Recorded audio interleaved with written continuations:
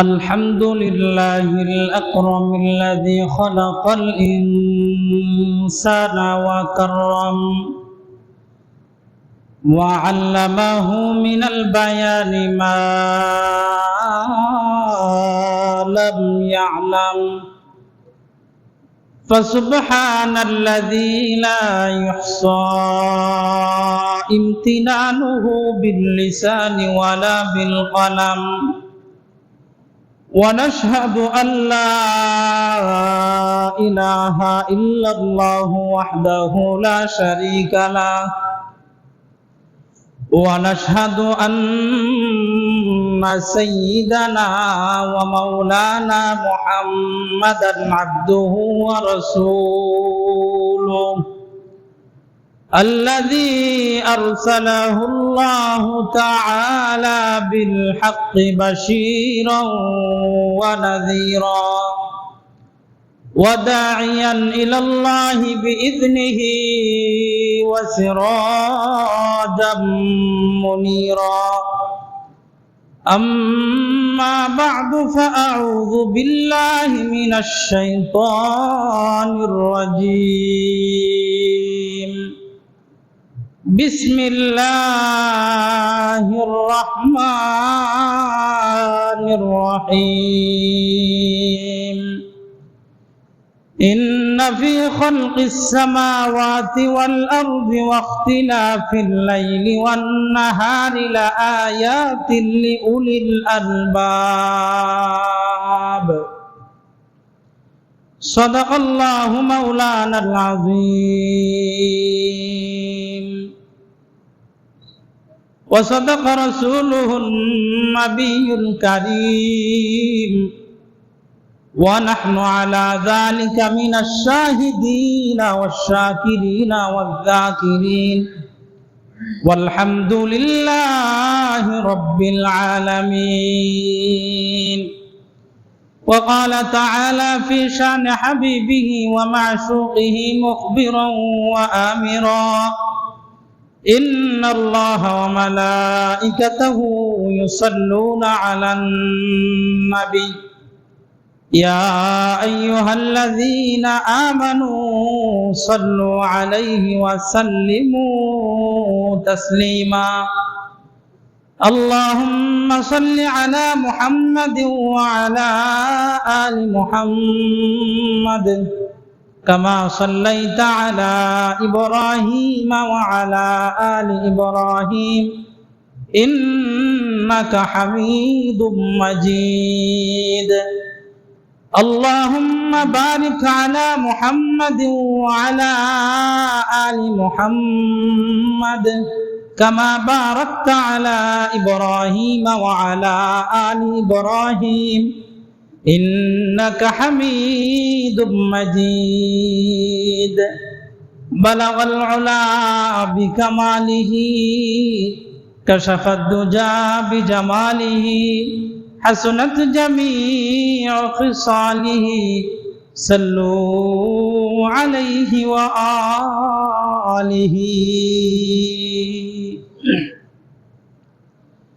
মুহতারাম হাজিরিন, সর্বপ্রথম আল্লাহ তাআলার দরবারে শুকরিয়া আদায় করি।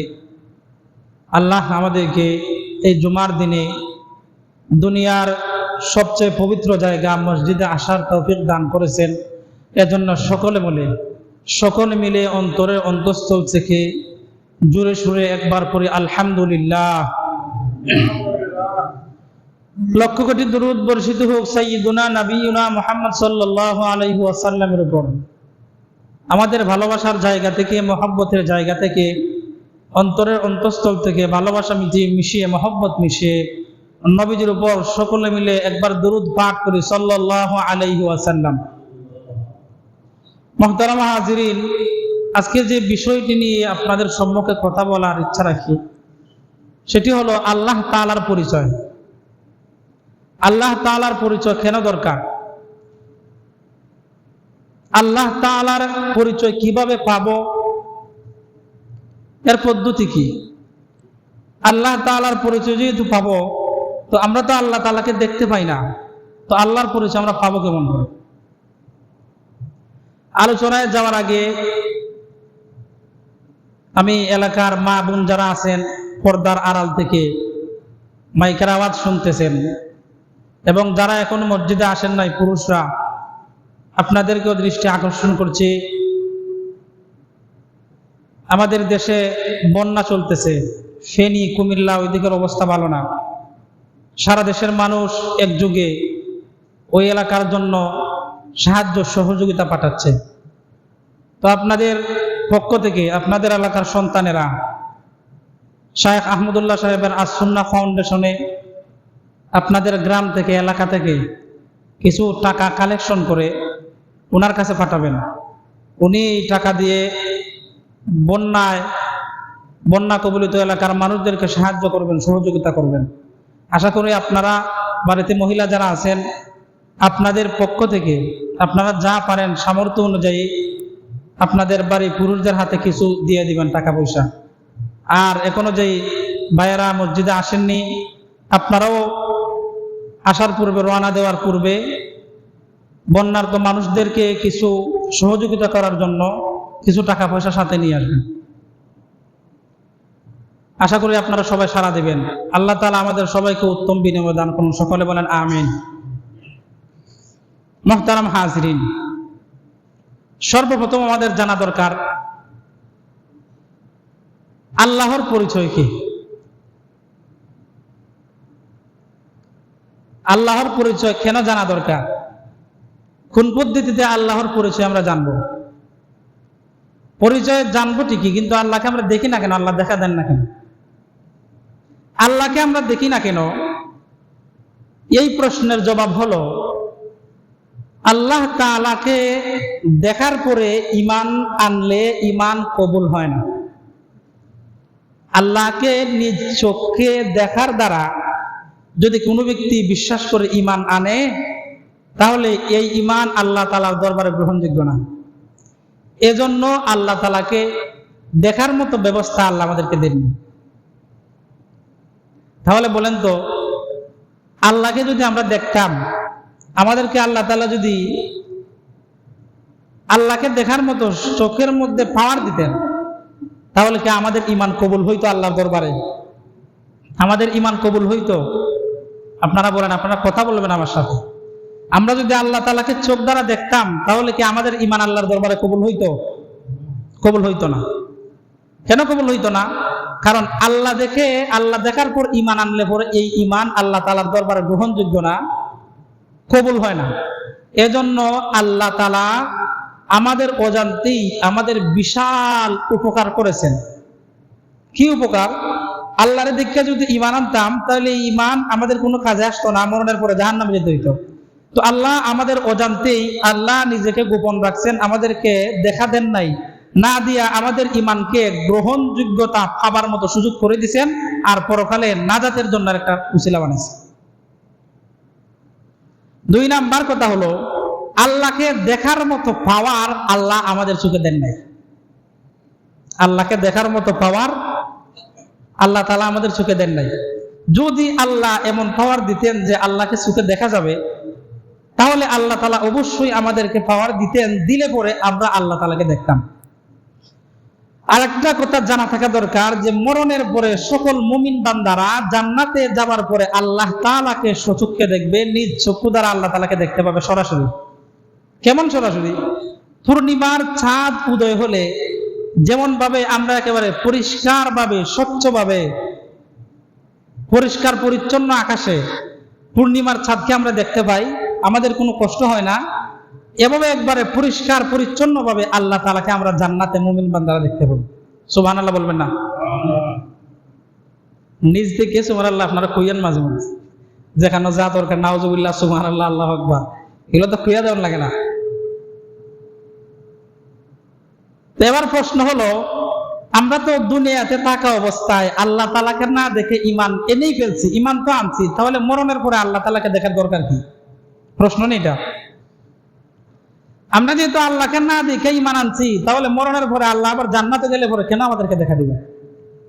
এই প্রশ্নের জবাব হলো, জান্নাতে যাওয়ার পরে জান্নাতের যত সুখ শান্তি, যত নিয়ামত আছে, এর মধ্যে সবচেয়ে বড় নিয়ামত, সবচেয়ে আনন্দের নিয়ামত এটা হচ্ছে আল্লাহ তাআলার দিদার লাভ করা, আল্লাহ তাআলাকে নিজ চক্ষু দ্বারা দেখা, আল্লাহ তাআলার দর্শন লাভ করা। জান্নাতে যত সুখ, যত স্বাচ্ছন্দ্য, যত নিয়ামত আছে, যত আমোদ প্রমোদের যত বস্তু আছে, এইগুলা যত সুখ দেবে, শান্তি দেবে, মানুষের মনোরঞ্জন করবে, এর চেয়ে হাজার কোটি গুণ, লক্ষ গুণ বেশি আল্লাহ তাআলার দিদার মানুষের হৃদয় একেবারে প্রফুল্ল করে দিবে। দুনিয়াতে আল্লাহ তাআলা আরেকটা কারণে নিজের দেখা দেন নাই। কারণটা হলো, দুনিয়াতে যদি মানুষ আল্লাহ তাআলাকে দেখতো, তাহলে জান্নাতে দেখলে পরে যেই মজা এই মজাটাও পাইতো না। তো জান্নাতে যাওয়ার পরে আল্লাহ তাআলা বান্দাকে দেখা দিবেন। কেন দেখা দিবেন? যেন বান্দা সর্বোচ্চ পর্যায়ের সুখ আনন্দ লাভ করতে পারে। এই জন্য আল্লাহ জান্নাতে মুমিন বান্দাদেরকে দেখা দিবেন।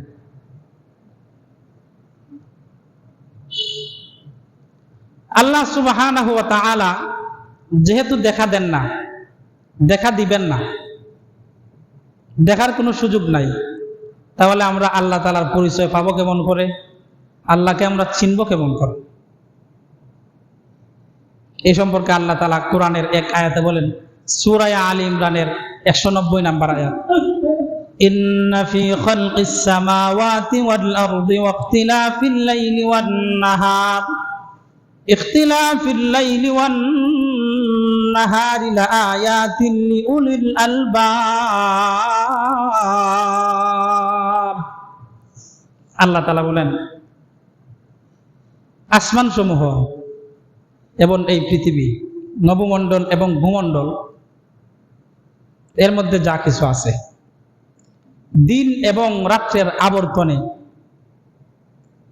দিন এবং রাত্রির আবর্তনে, এই যে পরিবর্তন, ধারাবাহিকভাবে দিন যাইতেছে, রাত্রি আসতেছে, এর মধ্যে জ্ঞানী ব্যক্তিদের জন্য আল্লাহ তাআলার অনেক নিদর্শন রয়েছে।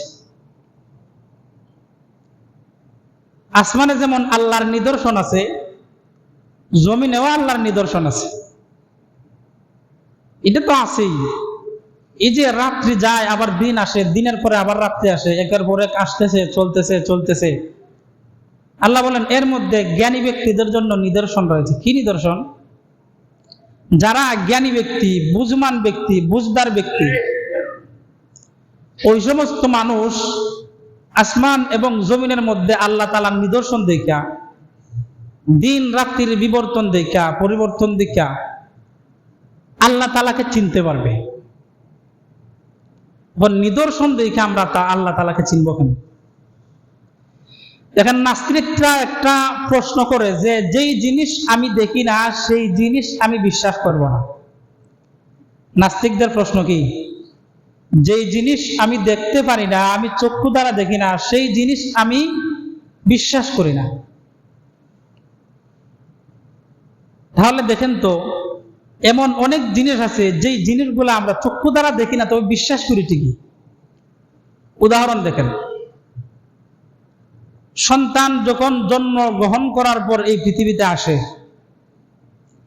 এই পৃথিবীতে আসার পর সে তার মা বাবাকে চিনে, অন্যরা পরিচয় করায় দেয়। ধীরে ধীরে মাতা পিতার কাছে থাকতে থাকতে সে বুঝে যে এই পুরুষ আমার বাবা আর ওই মহিলা আমার মা। মাতা পিতাকে সে চিনতে পারে। এখন দেখেন তো, এই যে কোন পুরুষ তার বাবা, এটা কি সে তার মায়ের গর্ভে যাওয়ার আগে সে জানতো? অথবা মায়ের গর্ভে থাকাকালীন সে কি জানতো তার বাবা কোন পুরুষ? কোন পুরুষের সাথে তার মায়ের মেলামেশা হয়েছে এটা সে জানতো না, তারও জানতে হয়েছে। তো নাস্তিক যারা বলে যে যেই জিনিস আমি চক্ষু দ্বারা দেখি না সেই জিনিস আমি বিশ্বাস করি না, তাহলে তাদের কাছে প্রশ্ন, তুমি যেই পুরুষটাকে বাবা বলে ডাকতেছো, তুমি তাকে বাবা বলে কেমন করে বিশ্বাস করো? কারণ এই ব্যক্তি যে তোমার বাবা এটা তুমি জানো না, তোমার মায়ের সাথে এই ব্যক্তির মিলামিশা হয়েছে এটা তুমি জানো না। তাহলে এটা যদি বিশ্বাস করতে পারো, তাহলে আল্লাহ তাআলাকে না দেখে বিশ্বাস করতে পারো না কেন? আল্লাহকে দেখা যায় না, তবে আল্লাহ তাআলার নিদর্শন দেখে আল্লাহ তাআলাকে চিনতে হয়। আল্লাহ আমাদেরকে মানুষ হিসেবে সৃষ্টি করেছেন।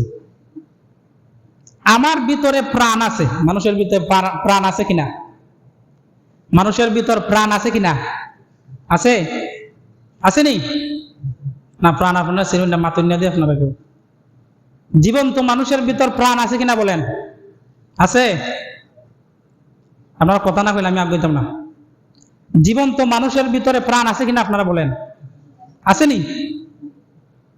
প্রাণ চিনুন না মনে হয়। মানুষ জিতা থাকলে ভিতরে জান আসেনি, বাতাস যে আয় আর যায়, আসেনি? এটা আছে। মানুষ যে জিতা এটা আমরা বুঝি কেমনে? সে হাত নাড়তে পারে, আমরা বুঝি তার ভিতরে প্রাণ আছে। পা দ্বারা হাঁটতে পারে, বুঝি আমরা তার ভিতরে প্রাণ আছে। কথা বলতে পারে, বুঝি আমরা মানুষের ভিতরে প্রাণ আছে। ইশারা করতে পারে, তার দ্বারা আমরা বুঝি যে মানুষের ভিতরে প্রাণ আছে। যখন মানুষ মৃত্যুবরণ করে, আপনারা বলেন তো, তখন কি মানুষ হাঁটতে পারে? মানুষ কি তখন হাঁটতে পারে? মৃত মানুষ, যেই ব্যক্তি মরে গেছে, এমন মানুষ কি হাঁটা চলা করতে পারে? পারে? পারেনি? কোনো আওয়াজ নাই। এ কি অবস্থা! আপনাদের গ্রামের তো সুনাম সব দিক দেয়া, কিন্তু মসজিদের মধ্যে আওয়াজ না হলে তো হইতো না। যখন দরকার আওয়াজের, তখন আওয়াজ দরকার।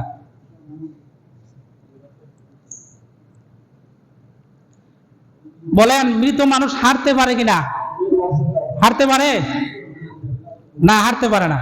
মৃত মানুষ কি কোনো কিছু ধরতে পারে? ধরতে পারে না। তো আমরা বুঝছি কেমন এই মানুষটা মরে গেছে? কারণ আমরা নিদর্শন দেখছি, কিছু আলামত দেখছি। তার বুকের মধ্যে তার প্রাণের কোনো স্পন্দন নাই, নড়াচড়া নাই, হাত পা নড়াচড়া করতে পারে না। চক্ষু মরার সময় যেইভাবে রাখছে খোলা, রক্ত জমাট বাঁধার আগে আগে চক্ষু দুইটা বন্ধ করে না দিলে এভাবে খোলাই থেকে যায়, এটার বন্ধ করা যায় না। এই নিদর্শন দ্বারা আমরা বুঝি যে ওই ব্যক্তি মৃত্যুবরণ করছে। মানুষের ভিতর প্রাণ আছে, এটা আমরা বুঝি তার হাঁটা চলা দেখে, তার কথাবার্তা দেখে, তার বিভিন্ন কাজকর্ম দেখে। তো মানুষের ভিতর প্রাণ আছে, এই প্রাণ আমরা দেখি না, তবে বিশ্বাস করি। কেন বিশ্বাস করি? কারণ মানুষের ভিতর, জীবন্ত মানুষের ভিতর প্রাণ থাকলে যে নিদর্শন থাকে, ওই নিদর্শনগুলো আমরা দেখতে পাই। এজন্য আমরা বুঝি মানুষ মৃত, জীবিত। আবার যখন তার ভিতরে প্রাণ থাকে না, তখনও কিছু নিদর্শন আমরা দেখতে পাই, তখন আমরা বুঝি এই মানুষটা মৃত। এবার দেখেন, আল্লাহ তাআলা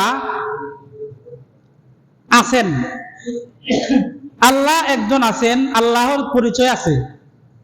তো এটা কেমন করে আমরা বুঝি? আল্লাহ দেখা দেন না, তবে আল্লাহ তাআলা কতগুলো নিদর্শন রাখছেন, এই নিদর্শন দেখে আমরা বুঝতে পারি যে আল্লাহ একজন আছেন। কিরকম? এই যে আল্লাহ বলছেন আসমান সমূহে এবং জমিনে আল্লাহ অনেক নিদর্শন রাখছেন। দিন রাত্রির পরিবর্তন বিবর্তন, এর মধ্যে আল্লাহ তাআলা নিদর্শন রাখছেন। জ্ঞানী ব্যক্তি যারা, এই নিদর্শন দেখে আল্লাহ তাআলা চিনতে পারে।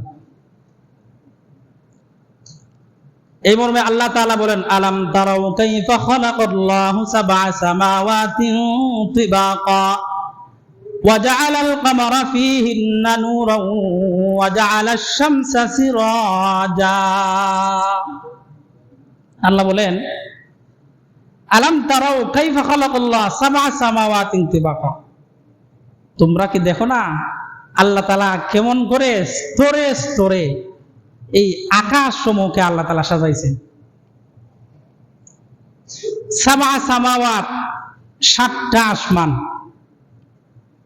কয়টা আসমান? আসমান কয়টা? 7টা। 7টা না 8টা? কয়টা? 7টা। তো আল্লাহ বলেন যে আমি যে আসমান সমূহের স্তরে স্তরে সুন্দরভাবে সাজাইছি, এটা কি তোমরা দেখো না? এর মধ্যে আল্লাহ কি নিদর্শন রাখছেন দেখেন। আসমান বলতে আগে আমাদের আসমানের পরিচয় জানা দরকার। বর্তমান জামানার, বর্তমান দুনিয়ার বৈজ্ঞানিক যারা আছে, তারা বলে কি আসমান বলতে কোনো জিনিস নাই, আসমান বলতে মহাশূন্য যে জিনিসটা, এটাই আসমান। অর্থাৎ তারা বলে আমরা উপর দিকে তাকালে যা দেখি এটা একটা মহাশূন্য স্থান, এর মধ্যে কোনো কিছু নাই, আকাশ বলতে কোনো কিছু নাই। তারা আসমানকে অস্বীকার করে। উপর দিকে আল্লাহ তাআলা কোরআনে আকাশের প্রমাণ দিতেছেন, আলাম তারাউ কাইফা খালাকাল্লাহু সাবআ সামাওয়াতিন তিবাকা, তোমরা কি দেখো না আল্লাহ তাআলা কেমন করে স্তরে স্তরে আকাশকে সাজায় রাখছেন, কেমন করে বিন্যস্ত করে আকাশকে রাখছেন। আসমানের পরিচয় এটা হলো বৈজ্ঞানিকদের পরিচয়, বৈজ্ঞানিকদের কথা। তবে কোরআন বলে আসমান বলতে কোনো জিনিস আছে, আসমান শুধু একটা না, আসমান হলো 7টা। কয়টা আসমান? 7টা আসমান। কোন আসমান বলতে এই যে আমরা মহাশূন্য দেখতেছি পৃথিবীর উপরে, এটা একেবারে নিচের আসমান। একবারে সপ্ত আসমান আছে একেবারে ওখান থেকে না, এটা হলো একবারে সর্বপ্রথম আসমান। এই সর্বপ্রথম আসমান দুনিয়া থেকে নিয়ে পৃথিবী থেকে না একেবারে আসমান পর্যন্ত একটা শূন্য স্থান আছে কিনা? একটা শূন্য স্থান গ্যাপ আছে কিনা? এই যে গ্যাপ আছে, এই গ্যাপ থেকে নিয়ে আমরা যা দেখি, এভাবে 7টা মহাশূন্য স্থান আছে। এরপরে আবার এক একটা শূন্য স্থানের পরে আবার এক একটা কঠিন পদার্থ আছে। এমন জিনিস আছে যেই জিনিস দ্বারা আল্লাহ তাআলা আসমানকে তৈরি করছেন। এই যে আমরা দেখি এক মহাশূন্য স্থান থেকে আরেক মহাশূন্য স্থান পর্যন্ত যেতে 500 বছরের রাস্তা। কয়শো বছরের রাস্তা? 500 বছরের রাস্তা। বৈজ্ঞানিকরা বলে আসমান বলতে কোনো জিনিস নাই, এজন্য মানুষ উপর দিকে যায়, গিয়ে আসমান পায় না। এক আসমান থেকে আরেক আসমানের দূরত্ব 700 বছরের রাস্তা, 500 বছরের রাস্তা। এই যে মহাশূন্য স্থান আছে, এরপরে আবার একটা পদার্থ দিয়ে আল্লাহ তাআলা আসমানকে তৈরি করছেন। এই যে যেই পদার্থটা আল্লাহ তাআলা সৃষ্টি করছেন, আসমান বানাইছেন, এই পদার্থটা কোনো মানুষের পক্ষে এটা অতিক্রম করা সম্ভব না। কেন সম্ভব না? দেখেন, আমাদের নবী মুহাম্মদুর রাসূলুল্লাহ সাল্লাল্লাহু আলাইহি ওয়াসাল্লাম মেরাজে গিয়েছিলেন কিনা? গিয়েছিলেন? সবাই বলেন, গেছেন কিনা? না, গেছিলেন। নবী সাল্লাল্লাহু আলাইহি ওয়াসাল্লাম কয়েক মুহূর্তের মধ্যে আল্লাহর কুদরতিভাবে প্রথম আসমানের কাছে চলে যান। হযরত জিব্রাইলের মাধ্যমে। জিব্রাইল ওনার পাশে ছিলেন, কাছে ছিলেন। জিব্রাইলের মাধ্যমে জিব্রাইলকে সঙ্গে নিয়ে আল্লাহর রাসূল সাল্লাল্লাহু আলাইহি ওয়াসাল্লাম কয়েক মুহূর্তের মধ্যে প্রথম আসমানের কাছে চলে যান। যাওয়ার পরে আসমানের যে ফেরেশতারা আছে, প্রত্যেক আসমানে কারারক্ষী ফেরেশতা আছে, ওনারা পাহারাদার। যাওয়ার পর জিব্রাইল প্রথম আসমানের যে পাহারাদার ফেরেশতা আছেন, এভাবে দরজার মধ্যে টুকটুক করে নাড়া দিছেন, আওয়াজ করছে। ফেরেশতা জিজ্ঞাসা করছে, কে আপনি? বলছেন, আমি জিব্রাইল। তো কি চাই?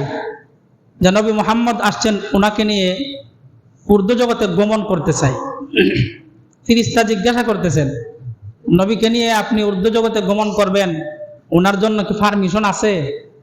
যখন জিব্রাইল বলতেছেন ওনার জন্য শুধু পারমিশন না, আল্লাহ তাআলা স্পেশাল ভাবে ওনাকে দাওয়াত করছেন আল্লাহ তাআলার কাছে যাওয়ার জন্য।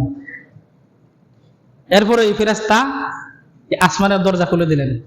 প্রথম আসমান অতিক্রম করলেন, দ্বিতীয় আসমানে গেলেন।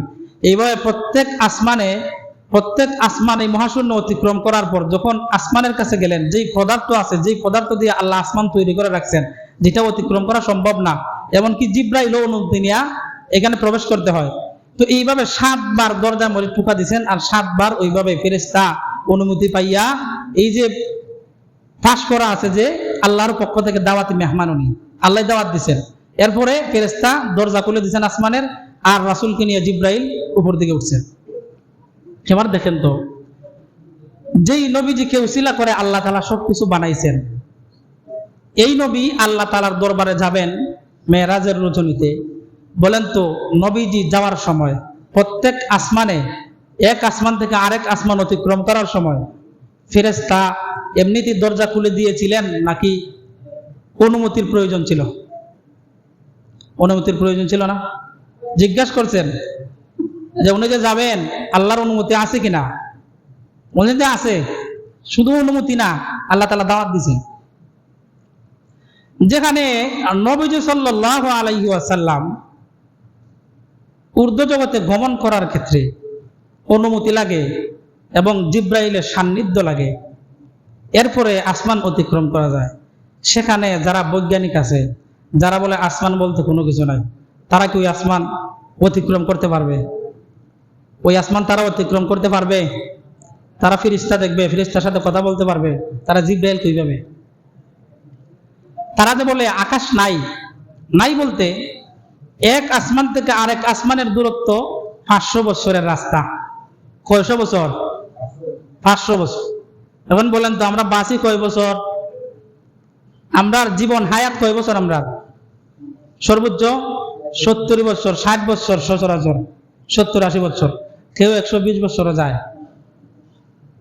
যারা বৈজ্ঞানিক আপনারা বলেন তো কয়জন বৈজ্ঞানিক 500 বছর বাঁচছে? কয়জন বৈজ্ঞানিক হায়াত পাইছে 500 বছরের? আছে? আসেনি? নাই।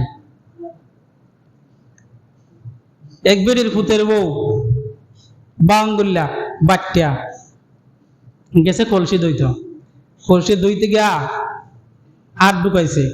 ঢুকানোর সময় নিচে শাশুড়ি কইয়া দিছে যে কলসের নিচে ময়লা আছে, এটা পরিষ্কার করিস। ডাক দিছে মারে, কয় মা, কয় কি? কয় কলসের তো তলা নাই। কলসের কি নাই? তলা নাই। আসলে কি কলসির থইলা নাই নাকি তার হাত কলস পর্যন্ত পৌঁছে না? কলসের তলা পর্যন্ত তার হাত পৌঁছে না নাকি তার এই তৈলা নাই? কোনটা? মূলত তার হাত বাট্টি, তার হাত ছোট, তার হাত খাটো। যেই পর্যন্ত হাত গেলে পরে কলসের তলা পর্যন্ত স্পর্শ করা যাবে, তার হাত ওই পর্যন্ত যায় না। এজন্য নিজের হাত দেখাটো এটা কয় না, কয় এই কলসের তলা নাই। তো ঠিক তেমনি ভাই বৈজ্ঞানিক ধরে এমন, তারা বলে যে আসমান বলতে কোনো কিছু নাই, আসমান একটা মহাশূন্য স্থানের নাম। তো তারা 500 বছর বাঁচছেন না, এই দুনিয়া থেকে পৃথিবী থেকে না একবারে আসমান পর্যন্ত যাইতো, ওইখানে গিয়ে আসমান ছুঁয়ে আসতো। তারা তো এই পর্যন্ত হায়াতই নাই, তাহলে তারা আসমান চিনবে কেমন করে? এবার আসমানে আল্লাহ তাআলা নিদর্শন রাখছেন। দেখেন কি নিদর্শন। আল্লাহ তাআলা বলেন ওয়াশ-শামসু তাজরি লিমুস্তাকাররিন লাহা যালিকা তাকদীরুল আজিজুল আলীম।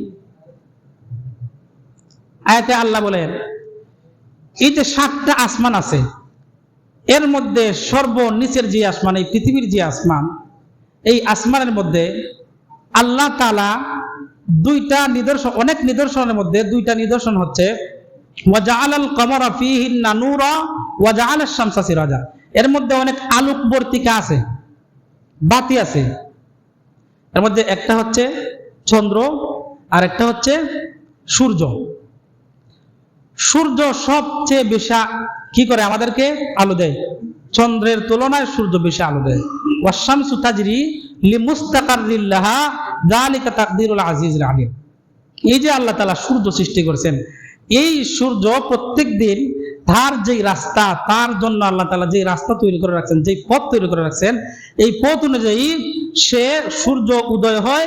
উদয় হওয়ার পর তার যে গন্তব্য আছে, গন্তব্যে যাওয়া, পশ্চিম দিকে যাওয়ার মতো যেই রাস্তা আল্লাহ তাআলা তৈরি করে দিয়েছেন, এই রাস্তা দিয়ে সে অতিক্রম করে। আবার একই আকাশে আল্লাহ তাআলা এই চন্দ্র রাখা দিয়েছেন। চন্দ্র সূর্য একই জায়গায়, একই আসমানে আল্লাহ তাআলা সৃষ্টি করে রাখছেন। আবার তারা যার যে কক্ষপথে, যার যে জন্য আল্লাহ তাআলা যেই পথ নির্ধারণ করছেন, এই পথ ধরেই তারা চলাচল করে। এবার বৈজ্ঞানিকদের কথাবার্তা অনুযায়ী আমরা যে সূর্য দেখি, এই সূর্য আমরা যে পৃথিবীতে বসবাস করি, এই পৃথিবীর তুলনায় 13 লক্ষ গুণ বড়। কয় লক্ষ গুণ বড়?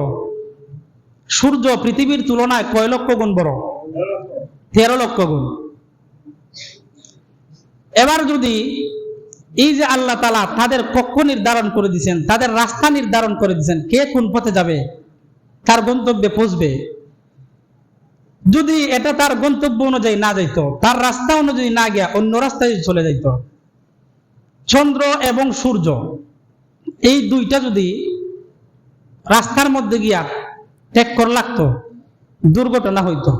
যদি এই সূর্যটা 13 লক্ষ টুকরা হইতো, চন্দ্র এবং সূর্য একসাথে টাচ লাগছে, টক্কর লাগছে, দুর্ঘটনা হয়েছে, হইয়া যদি সূর্যটা যদি 13 লক্ষ টুকরা হইতো যদি, তাহলে একটা টুকরা তো এই পৃথিবীর সমান। এই পৃথিবী যত বড়, এর চেয়ে 13 লক্ষ গুণ বড় সূর্য। তো সূর্য যদি 13 লক্ষ টুকরা হইতো, তাহলে একটা টুকরাই পৃথিবীর উপর পড়তো। কয়টা টুকরাই পৃথিবীর উপর পড়তো? একটা টুকরা। যদি এই একটা টুকরাই পৃথিবীর উপর পড়তো, তাহলে এই পৃথিবী কি থাকতো না? এই পৃথিবী কি স্বাভাবিক থাকতো নাকি এই পৃথিবী ধ্বংস হয়ে যেত? কি হইতো? বুঝেন না আমার কথা? বুঝেন নেই আমার কথা? বুঝেন? এই 13 লক্ষ গুণ বড় সূর্য, এই সূর্য যদি দুর্ঘটনাক্রমে কি হইতো, ধ্বংস হইতো, আর 13 লক্ষটা টুকরা হইতো, আর একটা টুকরা যদি পৃথিবীর উপর পড়তো, তাহলে এই একটা টুকরা 13 লক্ষ টুকরার মধ্যে একটা টুকরা তো পৃথিবীর সমান, এক একটা টুকরা পৃথিবীর সমান, একটা টুকরা নিশ্চয়ই পৃথিবীতে পড়তো আসমান থেকে। আর এই পৃথিবীতে যদি সূর্যের একটা টুকরা পড়তো, তাহলে এই পৃথিবী কি এই স্বাভাবিকভাবে থাকতো নাকি এই পৃথিবী ধ্বংস হয়ে যেত? পৃথিবী ধ্বংস হয়ে যেত। ওই আল্লাহ বলেন ওয়াশ-শামসু তাজরি লিমুস্তাকাররিন লাহা যালিকা তাকদীরুল আজিজিল আলিম। এই আল্লাহ আসমানের মধ্যে নিদর্শন রাখছেন আল্লাহ তাআলাকে চিনার মতো। এই যে আল্লাহ যার যে কক্ষপথ নির্ধারণ করে দিয়েছেন, যার যে চলাফেরার করার মতো রাস্তা তৈরি করে দিয়েছেন, এই এখানে যদি চিন্তা করা হয় যে সে প্রত্যেক দিন ঠিক টাইম মতো উদয় হয়, যখন উদয় হওয়ার দরকার তখন উদয় হয়, উদয় হওয়ার পর তার রাস্তা অনুযায়ী সে চলে সে তার গন্তব্যে চলে যায়, এখানে যদি চিন্তা করে মানুষ, তাহলে এই চিন্তাটাকে এখান থেকে আল্লাহ তাআলার পরিচয় লাভ করা যায়। আল্লাহ তাআলাকে সরাসরি দেখা যায় না, তবে কিছু নিদর্শন আল্লাহ তাআলা রাখছেন আসমান এবং জমিনে, ওই নিদর্শন গুলার মাধ্যমে আল্লাহ তাআলার পরিচয় লাভ করা যায়। গেল চন্দ্রের কথা, এই সূর্যের কথা। এবার দেখেন চন্দ্র, এমন আল্লাহ তাআলা বলেন ইয়াসআলুনাকা আনিল আহিল্লা কুল হিয়া মাওয়াকিতু লিন-নাসি ওয়াল হজ। মানুষ আপনাকে, নবীজিকে বলেন যে আপনাকে মানুষ চন্দ্র সম্পর্কে জিজ্ঞাসা করবে। তা আপনি বলেন এই যে চন্দ্র আল্লাহ তাআলা বানাইছেন, এটা মানুষের জন্য একটা নিদর্শন হিসেবে বানাইছেন। নিদর্শন কি আপনারা বলেন তো? এই যে সূর্য যেভাবে সবসময় একই আকারের থাকে, সবসময় যে গোলাকার হইয়া উদয় হয়, চন্দ্র কি এইভাবে উদয় হয় নাকি টুকরা টুকরা হইয়া উদয় হয়? 1 তারিখ যখন এই চাঁদ যখন উঠে, চাঁদ কি একেবারে গোলাকার থাকে নাকি একটা চিকন সরু একটা চিহ্নের মতো দেখা যায়? সরু চিহ্ন দেখা যায় না? তো 1 তারিখ যখন প্রথম সেই চাঁদ আকাশে উদয় হবে, তখন দুনিয়ার মানুষ দেখবে, এটা দেখার পর বুঝতে পারবে যে আগামীকালকে মাসের 1 তারিখ। আবার যখন 29 তারিখ চাঁদ উদয় হবে, তখন 30 তারিখ 29 তারিখ উদয় হওয়ার পর যদি পরের দিন আবার চাঁদ উদয় হয়, তাহলে মানুষ বুঝবে যে এই মাস হলো 30। আর পরের দিন 29 তারিখের পরের দিন যদি আকাশের মধ্যে এই চাঁদ উদয় না হয়, নতুন একটা চাঁদ উদয় হয়, তাহলে মানুষ বুঝবে আজকে মাসের কয় তারিখ? 1 তারিখ। 29 তারিখের পর যদি এই একই চাঁদ বড় হয়ে উদয় হয়, তাহলে মানুষ বুঝে আজকে 30 তারিখ। 29 তারিখের পর যদি এই বড় চাঁদটা উদয় না হয়, এই সরু একটা চিহ্ন উদয় হয়, মানুষ বুঝে আজকে 1 তারিখ। তো আল্লাহ তাআলা আকাশের মধ্যে বহু নিদর্শন রাখছেন। এর মানে চন্দ্র একটা, সূর্য একটা। এই চন্দ্র যখন শুরু হয়ে উদয় হয়, মানুষ বুঝে 1 তারিখ কখন, 2 তারিখ কখন, 3 তারিখ কখন। যখন বরাত হয়ে যায়, তখন বুঝতে পারে মানুষের শেষ কখন। আল্লাহ তাআলা এটাকে আন্তর্জাতিক ক্যালেন্ডার হিসেবে জাতির জন্য আল্লাহ এটা আকাশের মধ্যে রাখিয়ে দিয়েছেন। এর মধ্যে গবেষণা করলে বান্দা আল্লাহ তাআলা পরিচয় লাভ করতে পারে, আল্লাহ তাআলাকে চিনতে পারে। তাহলে আকাশের মধ্যে আল্লাহ তাআলা আল্লাহকে চিনার মতো নিদর্শন রাখছেন কিনা? রাখছেন নি? রাখছেন। আল্লাহকে দেখা যায় না, তবে আল্লাহ তাআলার এই যে সৃষ্টি, এই সৃষ্টির মধ্যে আল্লাহকে চিনার মতো আল্লাহ তাআলা নিদর্শন রাখছেন। এই নিদর্শনগুলা দেখে দেখে আল্লাহ তাআলাকে চিনতে হয়। আজকের পর্যন্ত এই বন্ধু শেষ। তো আমি বলছিলাম আপনাদেরকে, এই বন্যা কবলিত যে এলাকা আছে, এলাকার মানুষের জন্য আপনারা যা পারেন একটু সহযোগিতা করবেন। এই মাইক চালু হওয়ার পর শুরুর দিকটা বলে দিছিলাম। তা আমার মনে হয় নামাজের পরে যদি এই কালেকশনটা হয়, তাহলে মনে হয় ভালো হবে। কি বলেন? নামাজের পরে হওয়া দরকার নাকি এখন করা দরকার? কি কোন? এখন পরে। ও বারিন্দার মধ্যে একটা ব্যাগ নাকি বাস্ক জানি রাখা আছে। তো আপনারা যারা বন্যা কবলিত এলাকার মানুষের জন্য কিছু সাহায্য করবেন, সহযোগিতা করবেন, আপনারাও এখানে রাখবেন নামাজের পর পর ইনশাল্লাহ। যখন বের হয়ে যাবেন তখন ওইখানে রেখে দিবেন। আল্লাহ তাআলা আপনাদের সকলের এই দানকে যেন কবুল করেন, সকলে বলেন আমিন। আর আল্লাহ তাআলা আমাদেরকে যেন আল্লাহ তাআলাকে চিনে, আল্লাহ তাআলাকে তো দেখবো না, আল্লাহ তাআলার নিদর্শন দেখে দেখে আল্লাহ তাআলাকে যেন আমরা চিনতে পারি, আল্লাহর গোলামি যেন সঠিকভাবে আদায় করতে পারি, সকলে বলেন আমিন। ওয়া মা আলাইনা ইল্লাল বালাগ। যারা সুন্নাত পড়ছেন না সুন্নাত পড়েন।